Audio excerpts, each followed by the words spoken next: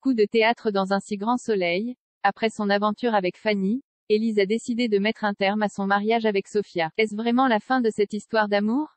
Olivier Schulzinger, le créateur de la série, nous en dit plus. Très apprécié des fans du feuilleton de France 2, le couple Sophia-Élise va-t-il pouvoir se relever de l'épreuve qu'il traverse actuellement dans un si grand soleil? Alors que les choses étaient déjà tendues entre les deux femmes, Élise Malia-Roman a fini par passer la nuit avec Fanny, l'enseignante qu'elle a interrogée dans le cadre de l'affaire sur la mort de Damien.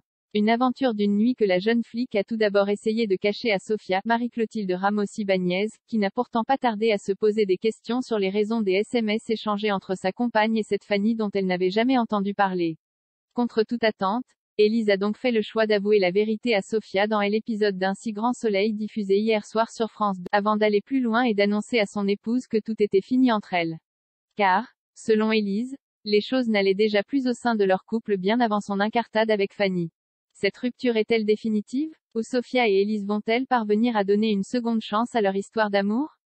Cela paraît peu probable étant donné que, dans les prochains épisodes, Élise va assurer à sa compagne qu'elle ne l'aime plus. Tout porte donc à croire que les deux femmes vont prendre des chemins différents dans la suite du feuilleton quotidien de France 2. Ce que nous a confirmé à demi-mot Olivier Schulzinger, le créateur d'Un si grand soleil, lors d'une récente interview au cours de laquelle il nous a expliqué que les auteurs avaient envie de rendre un peu de liberté au personnage de Lise. On ne voulait pas détruire pour détruire, mais on avait envie qu'Élise retrouve un peu de liberté.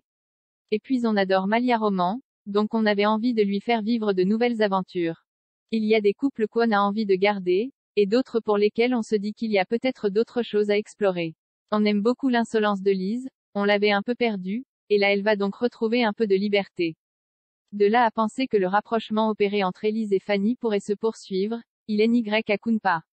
D'autant plus que l'enseignante qui a dénoncé la relation entre Thaïs et Damien va rapidement se retrouver sur la liste des personnes soupçonnées d'avoir assassiné le jeune professeur. Ce qui est intéressant aussi dans cette histoire, c'est qu'on va se demander à un moment donné si ce n'est pas Fanny qui a tué Damien, poursuit Olivier Schulzinger. Donc Élise se rapproche de celle qui est peut-être son ennemie en tant que flic.